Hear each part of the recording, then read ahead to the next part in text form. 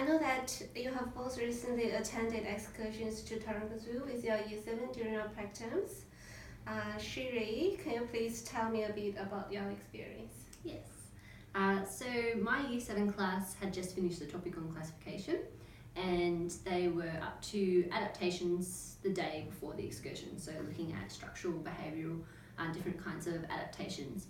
So when we got to the zoo, the whole grade was split up into their classes, and they had 2 supervisors. So in my case, it was me and my cooperating teacher with a group of 18 students. So we had the choice as to whether we wanted to give the students an activity sheet to complete during their day, or in our case we gave it to them on the bus on the way home, so they could have free time, they could decide what they wanted to go and see. So in doing so, we gave 2 maps to the class, and it was basically up to them completely what they wanted to go and see. So they had to talk amongst themselves, decide what sort of animals they wanted to go and see, think about what shows they wanted to go and see, and consider things such as time constraints, like meeting up for lunchtime and going home. I was really impressed with the way that they did this, and what animals they wanted to go and see, and how excited and engaged they were in the day. It was a really good experience. Yeah. Okay, and Lauren, was your experience similar to Shiri? Yeah, I think it was quite similar. I think maybe perhaps my experience was that the excursion was even more unstructured. I had, in my first week of practicum, the students were actually completing the unit on classification already, and so I started teaching about the solar system.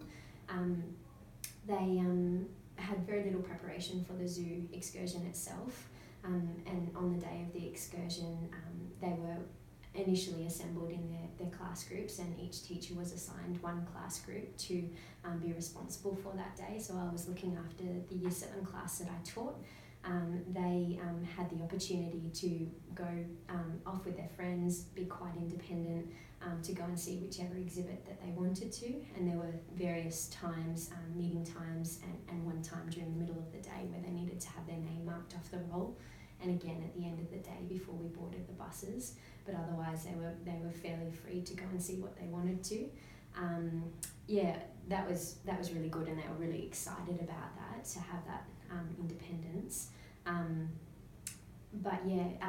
After the excursion, there was not a lot of follow-up. I continued to teach on the unit, the solar system, and I did do a small activity when we got back to class. It was a literacy activity where they were asked to reflect on their experience at the zoo, a highlight for them, and they came up with some great responses about some observations that they'd made of the behaviour of certain animals, and so that was really good, but we quickly moved on to the solar system. So.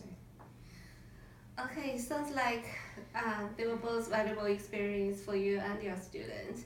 Based on your research of science learning in informal settings, what did you take away from the experience? Yeah, so I found that in the literature, it was a lot of focus on content knowledge from excursions. So yeah, based on a lot of the content that we're learning, and not much sort of interpersonal skills, whereas on this occasion, purely that's what I noticed with the students.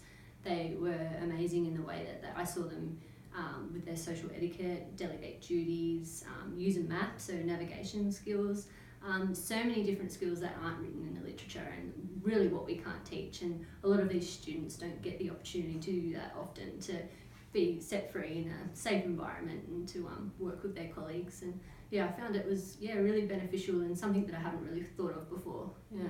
In that space.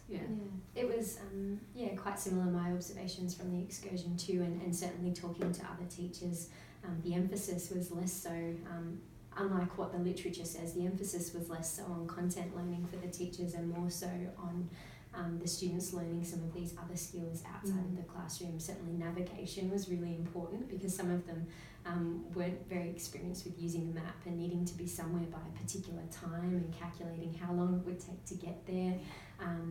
So it was those skills that really emphasised for me, though they're learning about the content and looking at the animal exhibits, it's those sort of other life skills that they're learning too that are really important. The literacy and numeracy skills that you don't expect in those sorts of learning environments.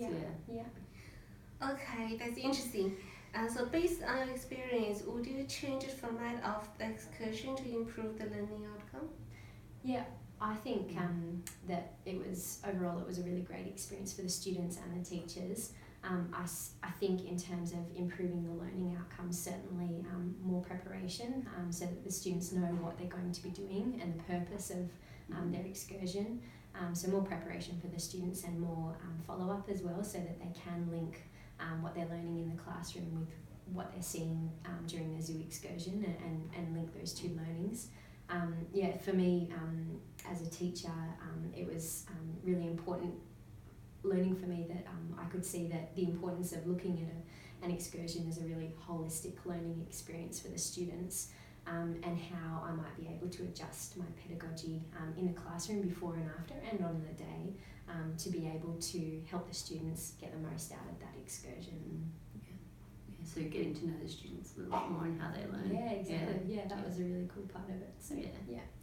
Thank you, Lynn. Thanks, Lynn. Thank you.